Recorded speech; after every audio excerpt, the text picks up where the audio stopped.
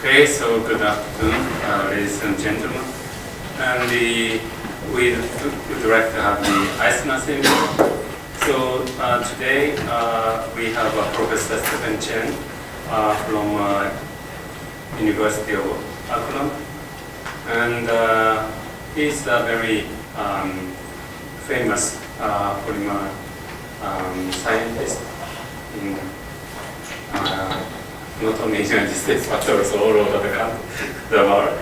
And at this time he came to Japan to receive international award of the Society of the Polymer Science Japan.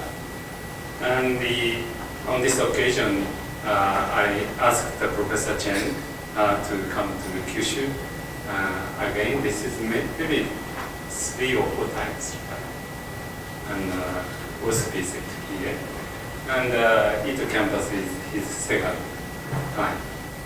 So he is very famous in polymer structure, not only polymer, but now the soft matter general. And he had done a very precise characterization of the structure of soft matter by using the electron microscopy and also X-ray diffraction and scattering. So he received many awards, and also many students graduated from his group. And he is now the editor of Polymer, and also he is a member of the very important committee of the polymer science. So also he is a member of the National Academy of Engineering of the United States of America, and also he is a distinguished professor of the University of Akron. So today, his title of his talk is Precisely Functionalized Molecular Nanoparticles are Unique Elements for Macromolecular Science, from nano-atoms to giant molecules. So he will give us a very interesting talk on new science. So let's welcome Professor Cheng. Well, thank you very much, Professor Takahara, and my very old friend, and we have known each other for a long time. And also, it's my great pleasure to be here to give this talk. And certainly, you look at the title, and many words you may not be found even in dictionary, right? So you can see that for nanoatoms, right? And those kind of things are very difficult to understand. So I hope you hold on your breath and for the next an hour or so, and I will tell you what that is. And then you probably will agree with me what happens in nowadays research, right? And first of all, I would like to have an acknowledgement. Here is my acknowledgement for all the people which I collaborate with, and all my former and current students. I graduated 85 PhD students, and I graduated about 40 master's degree students, and postdocs and co-workers have about over 60, so over 150 students and postdocs and co-workers. So that without their intelligent work, I cannot do anything about it. And those are the professors in chemistry. This is Professor Harris, who is a very good professor in condensation chromatization. Professor Robert Cook, who is actually an ionic chromatization guy. And Professor Chris West-Mediadis is a very good mass spectroscopy people. I was very lucky in my academic career because I collaborate with those chemistry people, and whatever I like, I go to their office, say, well, I want to synthesize this material. They will say, well, Stephen, we'll do for you.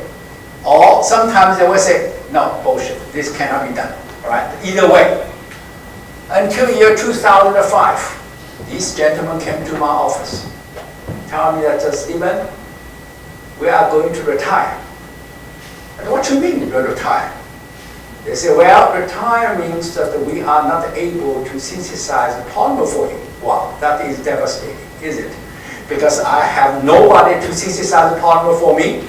So, therefore, starting from 2005, I started to establish a subgroup called the Polymer Organic Synthetical Group in my own research area, and in order to making all those materials which I can synthesize by myself.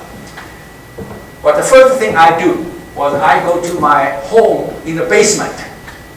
There is a box which I sealed 30 years ago. I never opened it until year 2005. I started opening it. Why? I pull out a class note of the advanced organic materials. Then start to read the first page and do exercises from the first question. It took me 9 months to redo all these exercises and to review all the classes which I took 30 years ago. So I have to synthesize material by myself. So I have to understand all the organic synthetical principles, right? So since then, I will synthesize all the materials in my own group. Those are the people, physics people, which I collaborate with. And Takozo Aida, everybody knows in Japan, right? And Bernard from France. And he is the oldest guy still do experiments. In France, you know that when you're 16 years old, you retire. You retire means you lay down on the beach of the southern France and enjoy your life, right? And usually in France, your retirement period of time is longer than your working time. Okay, that country has a problem, isn't it? Right? So, but Bernard, he is 78 years old. He still do electron microscope every day by himself. He told me, Stephen, I'm a super postdoc. Last year, he still published a single author paper in macromolecules by himself.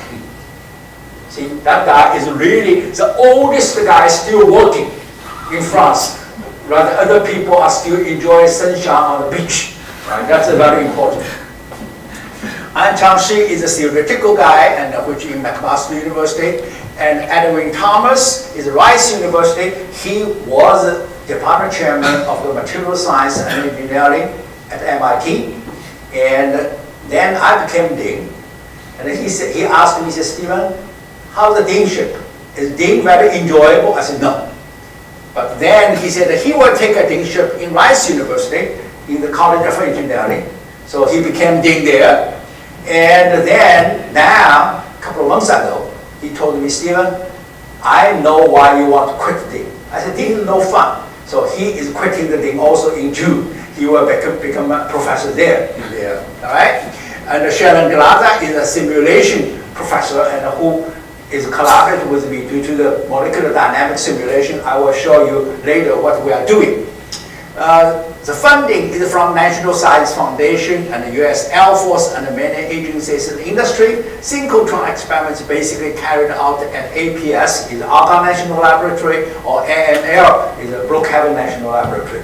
And certainly those funding are so important, and today, I don't know, when Donald Trump becomes president, everything is cut. So we were really worrying about our scientific research, what we are going to do, all right?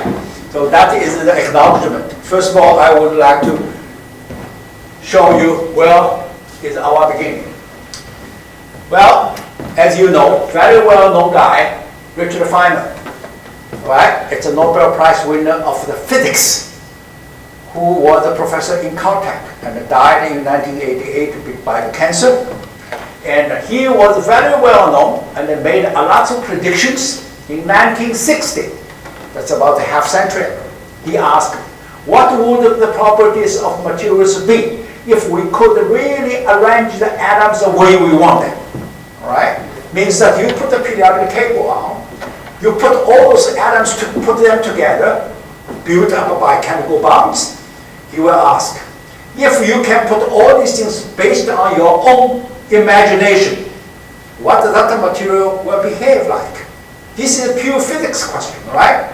If you translate this physical question into chemistry or material science and people, basically it's asking if I have microscopic functional groups, I put all those microscopic functional groups into the scaffold.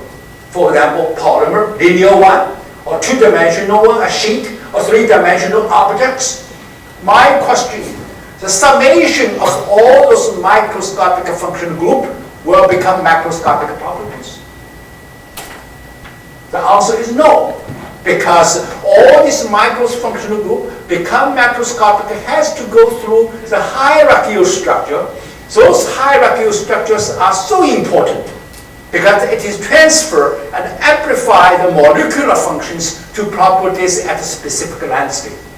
Now, you want to say, do you have any examples? If you really like me to give you examples, you will stay here until tomorrow morning.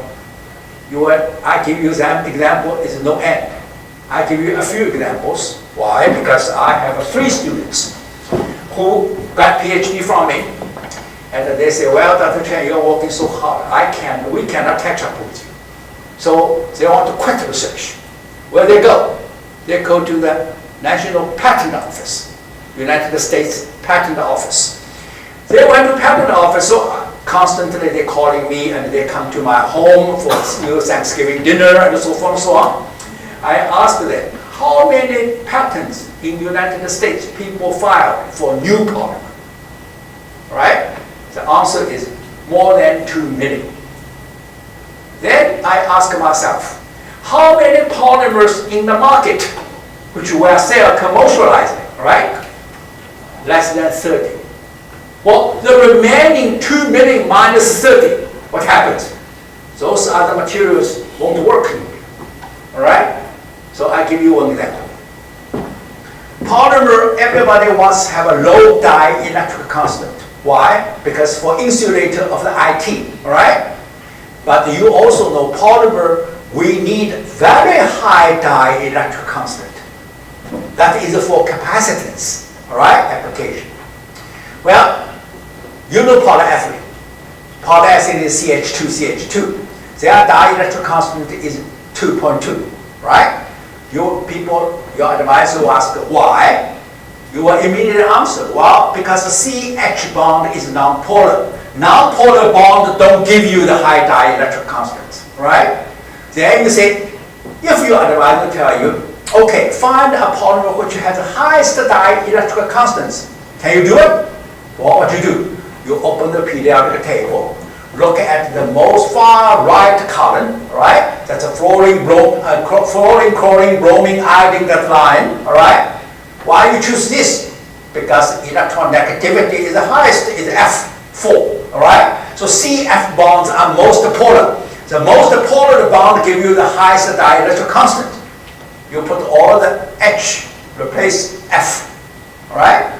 Become polytetrafluoroethylene. What happens? Their dielectric constant you expect very, very high. But that dielectric constant is 2.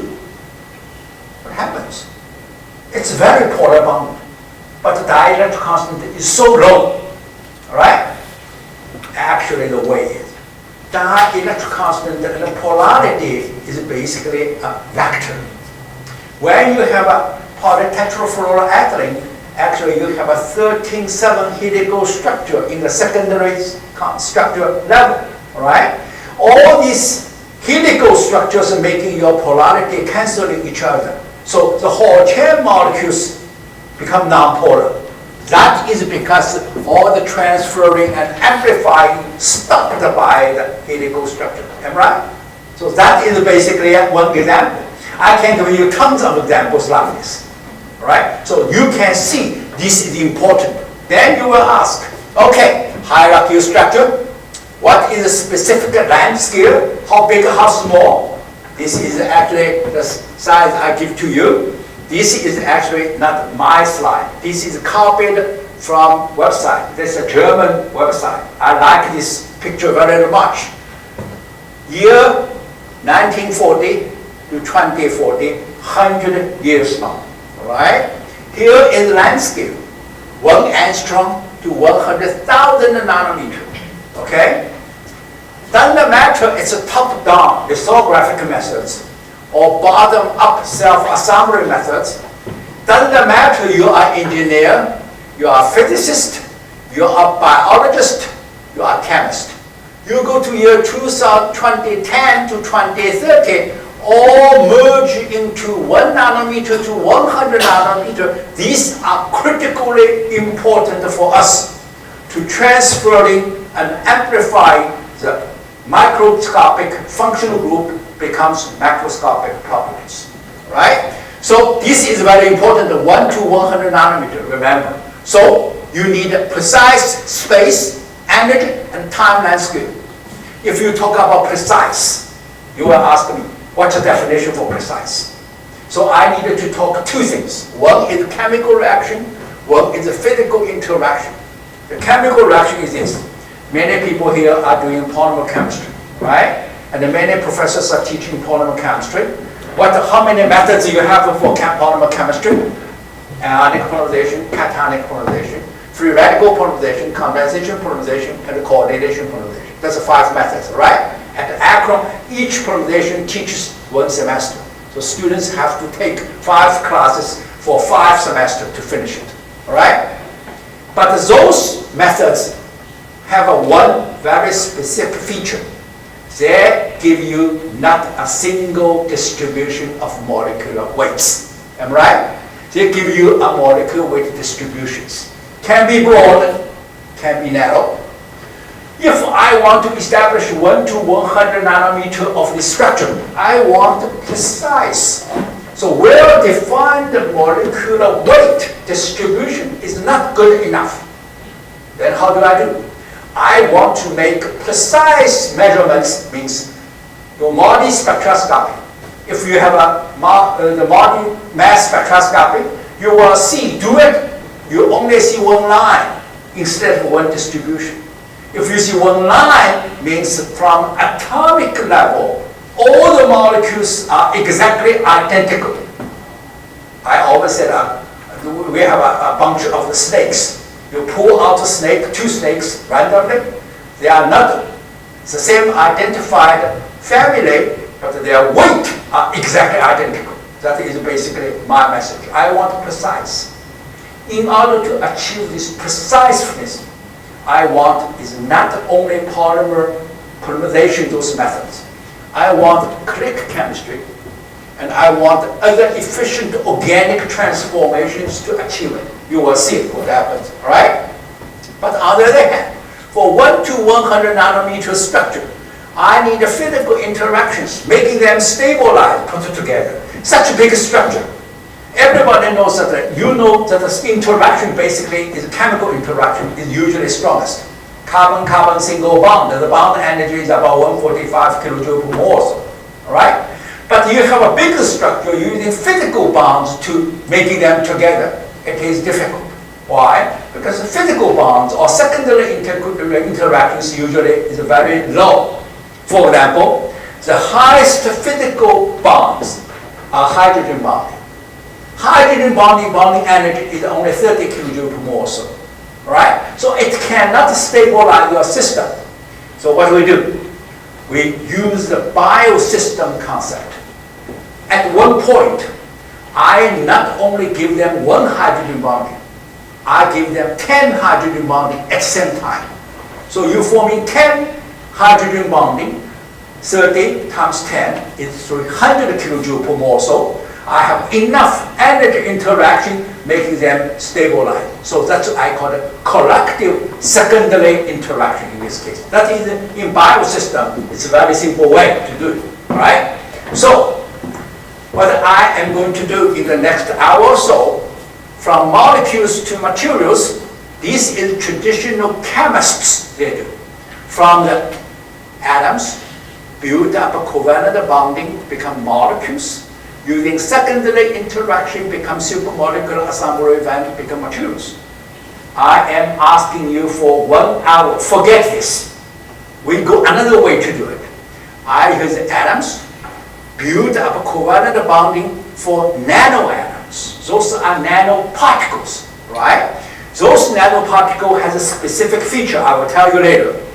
Then using precision synthesis to synthesize the giant molecules, then using these giant molecules to assemble each other, become supermolecular assembly through the collective secondary interaction, many hydrogen bonding at one point. To do this, finally becomes material in this way. I want you to go this way to see the new material. How do we build up? What is nanoatoms? The nanoatom has a 4 different and a very important feature. First, it's compact. Second, it's rigid.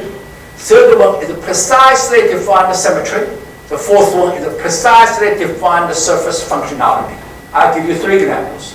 All right, they have many. For example, globular protein is another example, and so forth and so on. C60, fluorine. Fluorine has a precise molecular weights. But more importantly, around the fluorine surface, I have 6 spots which can be functionalized. I want to functionalize each spot precisely following my design. It's another way. POSS. POSS has a T8, T10, T12, it's all family. But for example, the T8, they have 8 corners. These 8 corners can be precisely functionalized selectively by the functional group. For example, polyoxometalates. I can partially degrade it to generate precisely the free radical, then use those free radicals basically to functionalize the groups in this case. Okay? Those molecules, nanoparticles, are very small, about 1 nanometer in size. It's the smallest nanoparticles so far. You cannot go further. But those small nanoparticles are very important because if you know that when you use the drug delivery, for those particles, you have to down to about 1 nanometer in order to go to the brain tumors in this case, all right? So for this one, what are the giant molecules? The giant molecules are precisely defined macromolecules constructed by nanoatoms. So they have a couple of important classifications. One, shape amplifiers. What means shape amplifier? When you listen to amplifier, in your mind immediately come up as hydrophobic versus hydrophilic. Am I right? I'm not. I'm talking about the shape amplifier, means they have different shapes. Okay? For example, you have a sphere with rod. When you put them together, what happens? Like, likes, like. It's a beautiful English word, right? What? This is because sphere goes with sphere, rods goes with rods. They self-assemble each other by phase separation, not because of hydrophilicity or hydrophobicity, but by shapes difference, right? Giant polyhedral. The polyhedral, for example, simplest is tetrahedron. Okay, those tetrahedron, and you can see octahedron, isocohedron, and so forth and so on. You can all synthesize those things. Then you can functionalize each corner, then you get different functionalities. Or giant surfactants and lipids. Look at here. I can have a 1 head, 1 tail, 1 head, 2 tails, 3 tails, 4 tails, or 2 head, 1 tail, 2 head, 2 tail, 3 head, 1 tail, and so forth and so on. Well, you write all those cartoons. Well, nowadays you want to publish in Science or Nature, you need a beautiful cartoons, all right? When you have those cartoons, I draw about 120 different molecules, different cartoons. Then I stop. Why? Because each cartoon represents 1 PhD thesis. Am I right? It represents a bunch of samples they synthesize, all right? 120 cartoons, I need 120 PhD students. After I graduate about 100 students, what happens? I said, well, even God grants mercy to me. I live another 100 years, I cannot finish it. So I stop. I give to students, say, okay, you guys going further to study all those things. I'm stopped here. I'm not going further for this particular case. But today, I'm giving you a few examples. For example, tetrahedron. For example, these surfactants and lipids. or for example, those shaped amphiphiles. Each one, I give you one example. Well, the first one is giant tetrahedron. What the giant tetrahedron is? It's very simple because we have a carbon atom. The carbon atom is sp3 orbital. sp3 orbital is tetrahedron core. All right? You say, carbon is too small. Adamantine is larger. Adamantine is also tetrahedron shape. All right? When you have a tetrahedron, you get the 4 arms come out. Each arm on the head tip, I put the 4 nanoatoms on there. For example, here we choose a POSS in there. The POSS has functional group on all these. The 1 is connected with arm. 7 remaining functional groups are precisely synthesized using click chemistry. Then you will see what happens. When he joined my research group, he graduated from Peking University. He wants to have a PhD thesis and to be done in my group. And he was learning the free radical polymerization at Peking University. I told him, this is your topic if you like to do. He's very happy. I said, well, you have a 4 hydrophobic, 1 hydrophilic, 3 hydrophobic, 2 hydrophilic, 2 hydrophobic, 3 hydrophilic, 1 hydrophobic, or 4 completely different things. What is? I have a chirality, right? And this is the functional group I will put on, and each corner has a click chemistry functionalized it, and therefore, although this molecular weight is about 5,000 to 10,000, they have a single line like delta function of the Moli spectroscopy. It's completely identical molecules, all right? He is very happy. He said, oh, this is an interesting topic, never heard of it. I said, well, listen. You learn free radical polymerization. I want you to throw away the window. You start now to learn organic chemistry. This is not free radical polymerization, right? The first thing. The second thing, after you synthesize the samples, you have to characterize it to see what the structures will be. So you have to learn the physics. He said, well, okay, how long I will take my PhD thesis? I said, about 10 years. So look, that's his face. He's very angry. He does not like it. He does not laughing for this case. He was very worried. Actually, he spent 2.5 years to synthesize the material and 2.5 years to characterize those materials. He now in the MIT in Jimmy Johnson's group as a postdoc. And he left this one. He dodged out. He said, no, I don't want to touch it. Because it's very difficult, you see.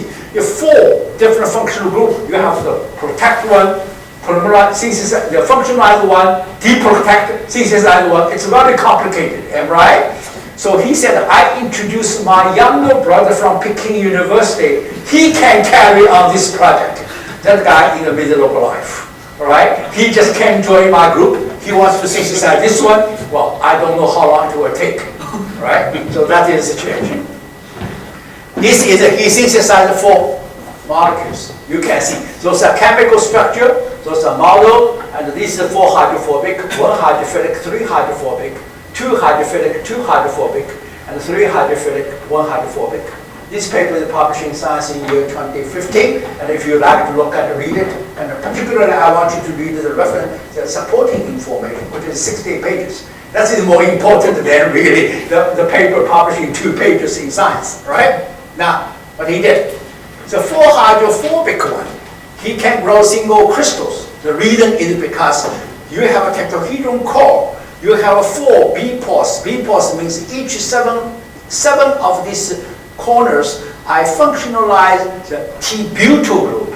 When T-butyl group on this one, they still can be crystallized. So they crystallize becomes a single crystals using wide angle X-ray diffractions, using electron diffractions, and we can determine it's a triclinic unit cell with space group P1. And it took him about half a year to finish it because he has to learn the crystallographics. I'm not very interested. Why? Because triclinic, everything is triclinic. It doesn't matter, right? There's nothing new. You only learn this one by the knowledge. You learn this one, right? So he switched to the 1 hydrophilic, 3 hydrophobic. The one hydrophilic one, he using click chemistry to using one OH group, one COOH group, and two OH group. So 7, you have a 7 OH or 14 OH groups, am I right? Rest 3 one are hydrophobic, is a T-butyl group. Then he did it. He did a small angle X-ray and a wide angle X-rays. Then he did a microtome for transmission electron microscope. Then he come to my group, say, come to my office, says, Dr. Cheng. Then no fun. Why? You predicted this will be a very interesting structure, but it gives you the lamellar structure. It's so common. All right? He is disappointed. I told him, you look this one very, very carefully, see what it is. Why? This is a frustrated lamellar. He said, what do you mean frustrated? Now I tell you, this is 3 hydrophobic, right? 1 hydrophilic, right? On the top is 1 hydrophilic down, 3 hydrophilic phobic on the top, right? So you have a 1 hydrophilic layer which is interdigited. You have a 2 hydrophobic layers, so it's a 1.5 layers, right? More importantly, you have a 3 hydrophobic. The cross-section area only corresponding to 2 hydrophilic. So the density is frustrated. If you get rid of everything, what happens? If only a single layer there, you will see the layer is curved, right? It will, because here it has a less mass, on the top has a more mass. But if this, because this is crystal, so they have to be flat, because that's a wolf shape. Oh, as I told you, if you heat up to melt that crystal, something will happen, right? So he did it at 120 to 150 degrees. These are 3 types of the hydrophilic structures. You see the small angle X-ray scattering like this. 1 o'clock in the morning, he called me. He said, Dr. Cheng, there's something happened. I said, what happens? He said, I got the data, but I don't know what it is. I said, okay, send it to me. So he sent an email to me. I look at it. I said, this is A15 phase. It's a Frank-Kasper phase, A15 phase. This is the metal alloys. He immediately said, how do you know? Why I don't know? You teach class, never teach Frank-Kasper phase. I said, yes, because the Frank-Kasper phase never happens in polymer or in soft metal. Frank-Kasper phase only happens in metal alloys. Metal alloys, vast majority of high temperature superconductor is A15 phase, all right? But it has nothing to do with you. The reason is I know is because I took the material science and engineering class for X-rays. The professor at that time in 1980s, the Frank-Kasper phase is a very hot topic. His own research topic is the Frank-Kasper phase. He didn't want to prepare classes. So every day he put a research report in and the teacher on the blackboard is the Frank-Kasper phase. At that time I was sitting as a student. I said, damn it, what I needed. Polymer even no cubic phase. You are talking to me Frank-Kasper phase. So 3 months I learned the Frank-Kasper phase. I stored in my mind somewhere, never opened until I see this. And then he said, okay, teach me. So I driving to university 2 o'clock in the morning to teach him. My wife hates me. She said, you go to another room, you sleep in another room. I don't want to be disturbed. So that makes my life quite miserable. So I went there and looked at this structure. I taught him until 7 o'clock in the morning. He said, now I understand. I want to sleep, but I have to go to my office to the next day's work, all right? I told him he has 2 jobs to do. First, Frank-Kasper phase before was all the atomic level. It's very small. People have never been observed in the electron microscope, in the real space. People only see this in the reciprocal space in the X-ray diffractions. Now, you have a 13, 14 nanometers. It's large enough. You can see that in under transmission electron microscope, see real space. All right? The first thing you have to do. Second, all these phase, Frank-Kasper phase, are spherical motifs. But your is a tetrahedron. How tetrahedron become motif of the spheres? You have to understand this one. So that two problems you solve, you get your PhD. Right? So he did it. This is the model for A15 phase proposed by Frank-Kasper, which was proposed in 1958. This is observation from 001 surface, like this model. This is, he did it for electron microscope. And this one is actually using flare filter to get it. And from this sample, and you see this one, that is actually the experimental data. This is actually, you see from model, they are exactly identical. All right? So indeed, in real space, we see it. Now, the second question is, what is the mechanism to formation? In fact, this is the mechanism for formation. You can see this. Actually, the tetrahedron now becomes the cone-shaped molecules. This is hydrophilic. These are hydrophobic. When you, in the frustrated 1.5 layer structure like this, when you melt all these hydrophobic ones, all these hydrophilics immediately get together to forming the maximum hydrogen bonding. When all these hydrophilic pores come together to form the core, all the hydrophobic will pull in, become shared.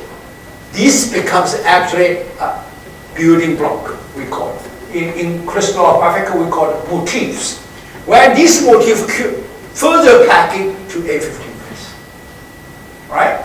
So, if you have two hydrophobic, two hydrophilic, nothing new. Why? It's layered structures, but this layer structure is different. Now you don't have a frustrated layer structure. You have a non-frustrated layer structure. So you melt it, you still see layer structures. Nothing changed. Then you will see three hydrophilic, one hydrophobic. You say, I see the inverse sphere structure. Right? No. You see honeycomb structures. Why you see honeycomb structure instead of sphere structure? Actually, it's very simple. Because sphere structures, the packing density is only 74%. If a honeycomb structure, the packing density is 91%. They want to have a much more interface in order to build up the highest number of the hydrogen bonding. So they rather sacrifice the spheres, become the cylinders. So that is actually the honeycomb structures. So, for summary, you can see for these four type of structures, you see A15 phase, you see the cylinder phase, you see the lamellar phase, and so forth and so on. Then look at specifically each building block of the motifs. You have more than 50 molecules forming as spheres. That is a huge number, right? Then you will see what happens. Now, we change the gear to giant surfactants and lipids. These are the cartoons I illustrated here. And for synthesis part, which you can see in the PNS paper, again, that you need to look at the supporting information. All the synthesis are involved in about 40 pages of the PIs in this, SI in there. And let's look at it. They have actually two ways to synthesize. The one way is called the grafting from. You have a functional group, the nanoparticles. Then you come up with the bromines using ATRP to develop the polystyrene. Right? But you have another grafting too. Is basically you have a functional group, you get the triple bonds, then you synthesize a tail using high vacuum ionic polymerization. Using one functional group, then you coupling reaction together, then you functionalize all the surfaces. So that is the two ways. I like the grafting 2 method because you can, not only for polystyrene, but you can have many, many other things. Particularly the polydispersed, this one could be very, very small. And this one is relatively large in this case, right? Well, as I told you, the synthesis part is difficult. Why? It's a timing consuming. You synthesize one click 1 week, and then the following click 1 week, and then the following click 1 week. So you synthesize material, you need about 3 weeks to prepare. So we want to shrink the synthetical timing to making high efficiency. What do? Actually, click toolbox has about more than 20 different click reactions, right? We pick up these 4 click reactions. These 4 click reactions, the advantage is they are completely orthogonal. Means A reacts with A, B reacts with B, nothing exchange, right? For this one, now I can do very simply because I have a double click, sequential click, triple sequential click. Finally, we have one pop click chemistry. But all these things dump into there, 1 week, everything finished, right? In this case, my efficiency goes very high in this case, okay? Now, let's look at the simple example. The first one is actually the 1 pulse with 1 tail. The 1 tail is polystyrene with very high vacuum ionic polarization, then use a fractionation.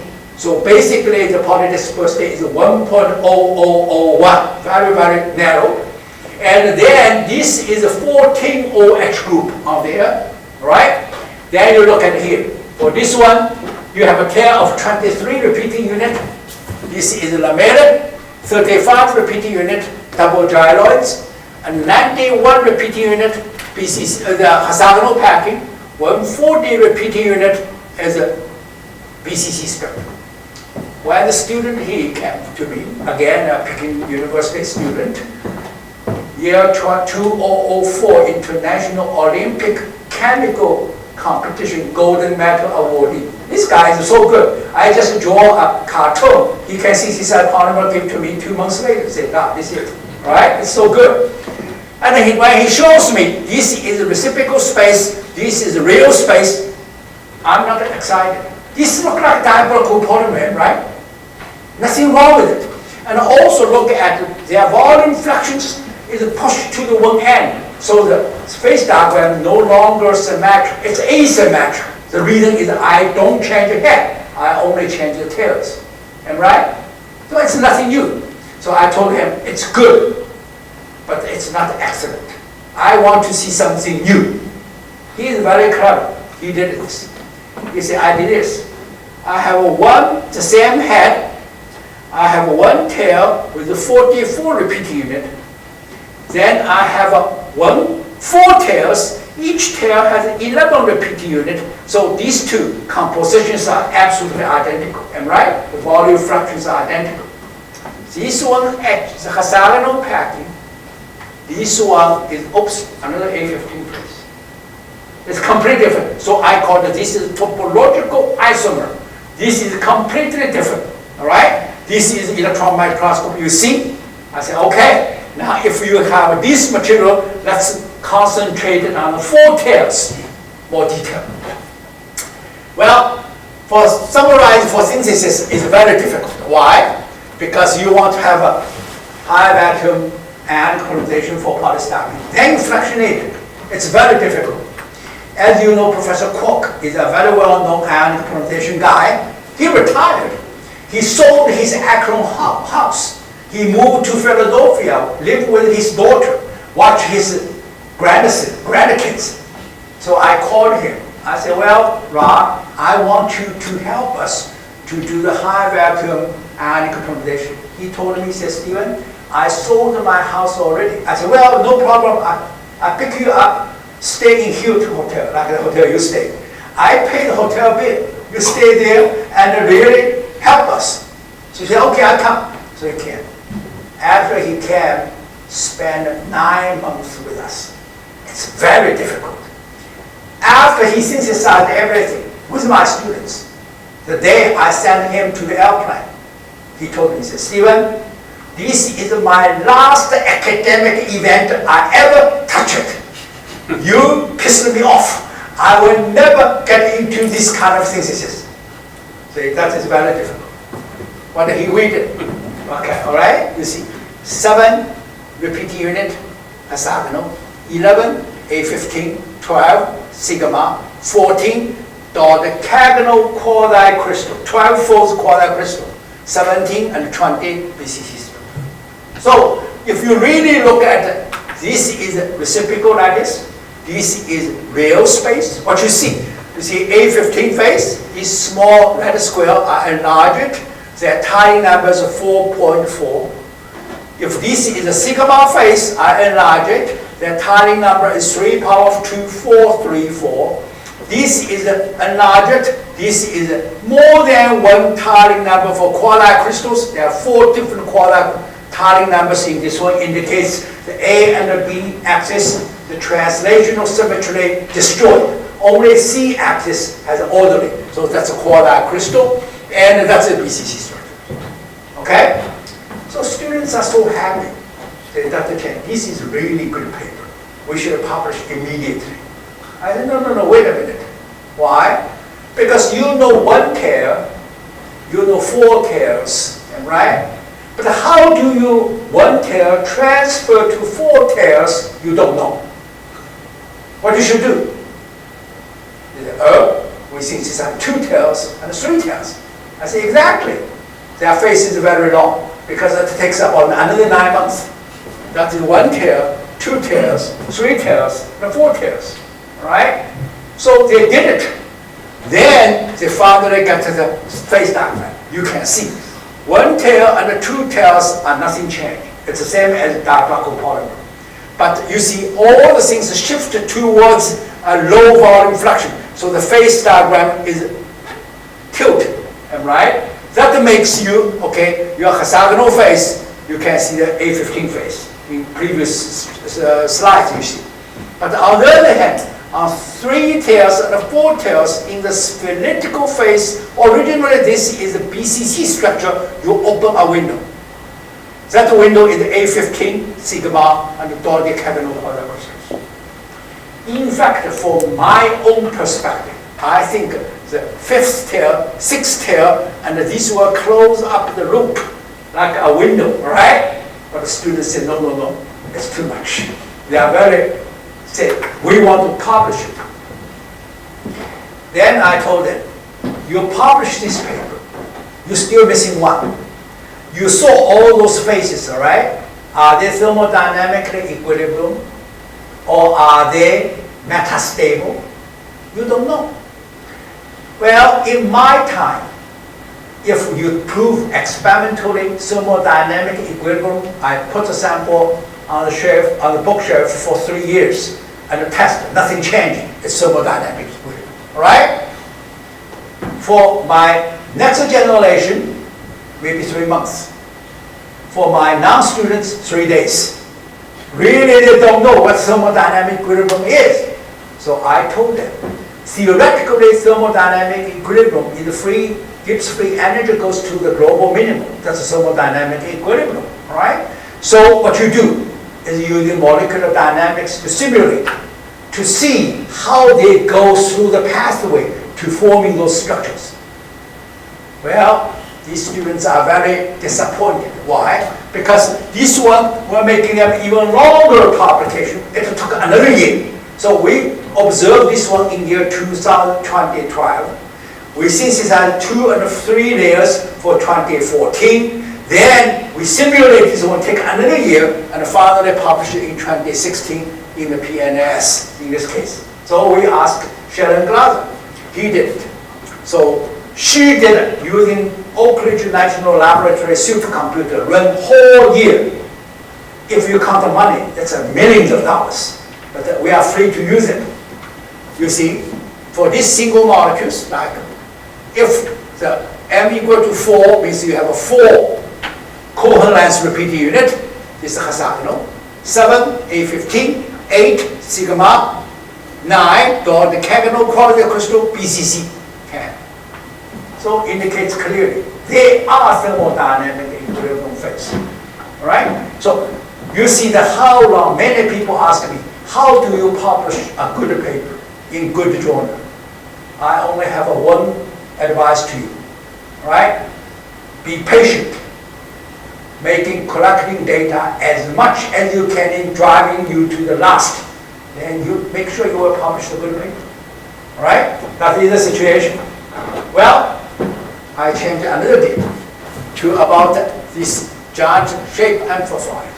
Look at this one. And look at this one. They are also topological isomer, am I right?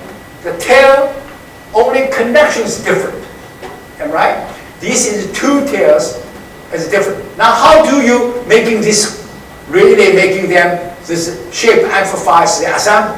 Actually they have a few points here. First of all, it's topological aggregation. That's entropy in nature. So you can see sphere, couple with sphere, rod, couple with rod. Rod wants to be parallel to each other, become liquid crystal. Sphere wants to pack to each other, become a plastic crystal. That's usually the case, right?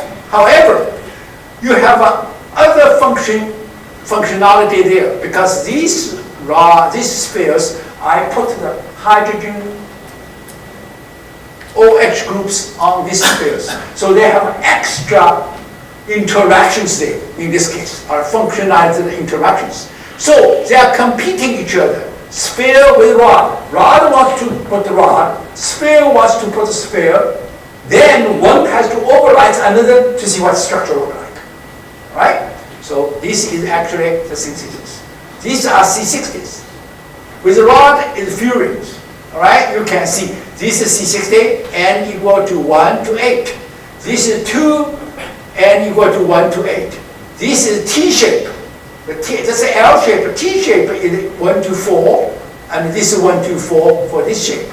And look, this is actually C60. C60 with about how many?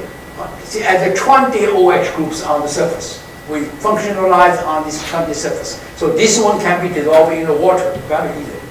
Okay? That's a C60 we will do. Usually the 60 we do is we functionalize one. Alright? Then using functionalize another 5 to become this one. Then using bingo reactions to do this. Alright? So if you do this topological isomer, very surprisingly, if this L shape, what you do? You see this is hexagonal packing. This also, then you can see what the hexagonal, the lamellar packing. Then you see lamellar, you further see lamellar. With increasing the tails, they always like lamellar, never change. And also these lamellae are interdigited. You have one tails, right? There are two radial rods equivalent to one sphere in cross-section area. But look at it here. That is the lamellae, but this lamellae is different from that lamellae. This lamellae, all the molecule rods are standing together. And these lamellae, in fact, inside all those rods are lying down. It's completely different. Okay, this is lamellae, and this becomes actually a double gyroids. This is hexagonal face. It's completely different. Okay? If you see the two, even more interesting. The two layers, they start all lamellae, doesn't matter how long the tail is. And all these ones are no longer interdigited, but actually face to face, head to head in this case. But for two, this one is lamellae, one is hexagonal, one is A15 face, one is BCC straight. How this one forming spherical face? Alright? This completely destroys those large interactions in this case. Alright? So that is a very surprising result to me. So the phase diagram look like this. You can see for these two L shape are completely lamellae, but for the two T shape, they are completely different. These single tails are also different, right? So that indicates topological dependence on simple molecular structure. Their L shape and T shape are completely topologically different. So in this case, now, last example I give to you. Remember the first slide I tell you? Say, Richard Feynman say, I put all the atoms together what I want, what kind of materials I need. I cannot do this. Atom I cannot do. But I can do now is nanoatoms. For example, you can see here. I have here, using click chemistry, you can see hydrophilic, hydrophobic, optical, magnetic, electronic, and so forth and so on. You can do all these particles together. The largest particle we got is about 15 particles together. The molecular weight is about 60,000. You still have a one line for body spectroscopy. Nothing happens. Every molecular weight is identical, precisely. All right? So in this case, you only not linear, but you also have a branched. You also have a dendrimer. You can see all different type of structures. You can see what it is. Let me give you a few things. Most importantly is sequence. The sequence difference. Here I have a set of samples. For here down is composition change. All right? This is hydrophilic, hydrophobic, hydrophilic to hydrophobic. Then it's going up. But along this line is so-called sequence isomer. Sequence isomer means this one change to middle, this one change to middle, this one change to the second, change to the third part. This is the same thing change. Let's look at the difference. Okay? And see, this is multispectroscopy. You add on each nanoparticles, you have all the things like this. Right? This is a typically 1.101 or 1.02 molecular weight distribution for multispectroscopy. Right? This is our multispectroscopy. You add on one, you add another one, you add another one, you add another one, you add another one. Right? This is purely in the mass spectroscopy with one single, exactly the molecular weights. Now look at here. For composition, mandated superstructure for 1, 2, 3, 4, 5. You only change the hydrophobic system. You have a lamellar, double gyroids, hexagonal, A15 phase, BCC structure. This is actually the real space. This is no surprising because composition change, everything changes. All right? Only difference is I introduce the A15 phase compared with the diagonal copolymers. Okay? But the sequence mandated the superstructure. You can see one in the head and one in the middle, one is double gyroids, one is hexagonal. Their composition is absolutely identical, only sequence difference. Second one and the third one, this is dodecagonal quadrille crystal, this is A15 phase. Look at here. The first one is the BCC, second one is sigma, third one is the A15 phase. How could it be this way? Actually, we introduced a concept called molecular conformational folding. This folding is an artificial folding. It's not really protein folding. It's an artificial folding. Why? Because you have one hydrophilic, which reacts with the other hydrophilic. Then you have a tail. These tails are hydrophobic. You see, the one hydrophobic is like this. Another tail like this is 4, this is 1, this is 3, this is 2. You really affect their cone angles. Therefore, will affect your molecular packing in this case. So, if I'm talking about here, basically talking about this and talking about that. I also have done a lot of polyoxometalates. If you want to see the paper, and actually we recently published one paper in JAX, one paper in I²CNER, if you like to see this polyoxomethalate. Now what we do, we are looking for green fluorescence protein, globular polymer protein. We also look at the golden nanoparticles. Now you know golden nanoparticles, we can be golden 25, golden 55, golden 63. Then we can precisely control the golden nanoparticles. Also, I can precisely control the SH group on the golden nanoparticles. Therefore, I can make golden nanoparticles become multispectroscopy one line instead of distributions, right? Making them to communicate, to build up as a molecular so-called nanoatoms. Then everybody has hands to connect with others to finally forming a structure which we want. This is the most important. Then we will see how that will go. So what we do is I want to establish two sensors, functional sensor and a structural sensor. What functional sensor is, I want that property, I want this microscopic group, functional groups. Structural sensor means you only use my structure. Then I put the functional sensor combined with structural sensor, they will transfer and amplify and becomes a property of molecules we want. If we can have these two libraries established, do we need a chemist? Well, we need a better chemist, honestly, all right? So this is material genomic approach United States recent years everybody is talking about, but nobody really mean what you mean the molecular genomic approach. This is molecular genomic approach. Means I want modulated self-assembly to making the structure which I want to have some specific properties in this case, right? However, if you really want to make this thing work, you need chemistry, physics, bioscience, all the people working together as a team. Then molecular, this material genomic approach finally can fulfill. Thank you very much.